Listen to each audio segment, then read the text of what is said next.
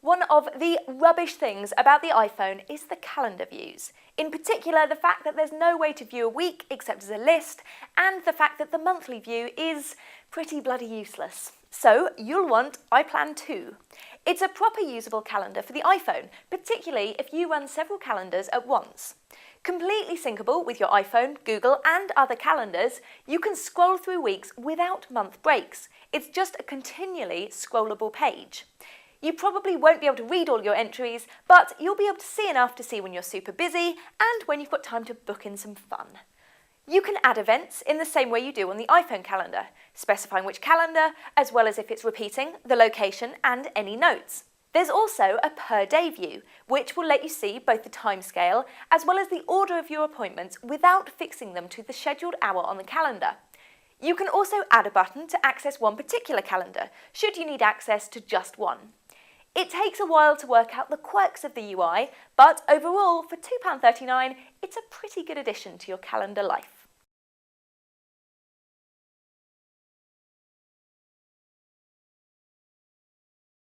Get ready to be smug, robot fans. We7's new music service has launched first on Android. Double smug face, you can listen to offline music for free. Take that, Spotify. The free version doesn't let you choose the tracks you want to listen to directly. Instead, you get themed radio channels.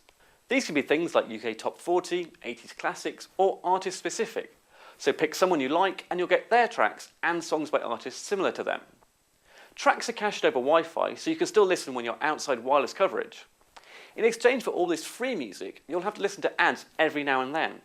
There's also a $9.99 monthly sub, which not only nixes the ads, but also lets you create on-demand playlists, where you can choose all the tracks yourself.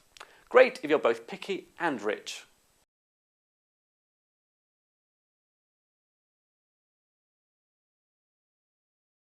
Just because you're a BlackBerry owner doesn't mean you don't enjoy a bit of Matt Damon or Lindsay Lohan, right?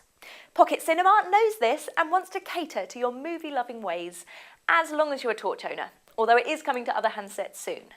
Download the Pocket Cinema app and you can browse through a range of titles, viewing the trailers if you're unsure if they're any good. They range in price from £2.50 to £4, and once you've downloaded the film over Wi-Fi, it's yours to enjoy an unlimited number of times for 48 hours.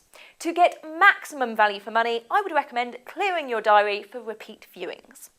The range of titles is pretty good, including The Social Network, Salt, and Easy A.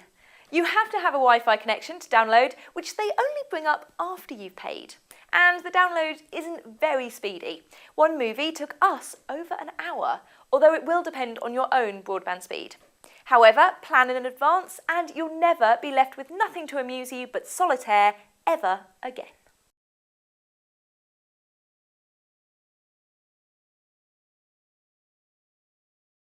There are a kabillion fancy ways to keep up with your RSS feed on the iPad, but sometimes you want to navigate using a familiar RSS reader rather than the likes of Flipboard or Pulse. Byline is my own personal choice on the iPhone, and now there's an iPad version, I love that too. Byline can sync with your Google Reader account and import all your folders. You can then navigate in Portrait or in Landscape, where you'll be able to view the rest of your feed. You can view the article as a text article, or there's a button to view it as the web page itself within the app. You can share things via email, Twitter, or send them to Instapaper or read it later. The best thing for a Wi-Fi only iPad owner is the ability to cache up to 1,000 articles for you to read offline. The free version has ads at the bottom, and in all honesty, it's not yet that stable as a new release, so I'd recommend hanging around with this version for a little while. But despite being a little bit crashy, it still wins as my RSS reader of choice.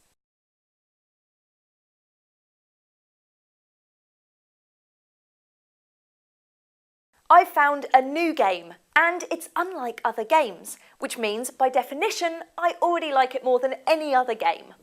Papa Sangre takes you to a Day of the Dead style afterlife to save your friend's soul. The unique thing about it is that it uses 3D sound rather than any on-screen graphics. This must be the guard room where the Snufflehawks rest. You must collect the notes and leave the room. The discarded finger bones which cover the floor make a loud noise when you walk on them. The noise will wake the hog. Run over the bones quickly and get to the other side. You have to put on your headphones and then use the screen to move in a circle until the sound is ahead of you. You then walk towards it, avoiding various malicious forces, also identified by sounds, on the way.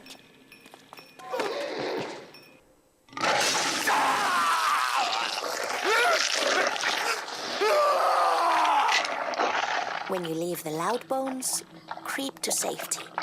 The hog will run to the last loud noise.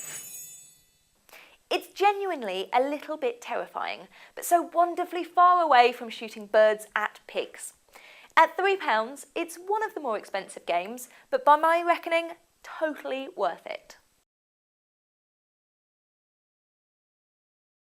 Want more? Go to www.frackulous.com/follow for a glut of RSS-y, iTunes-y, podcasty, subscription-y options.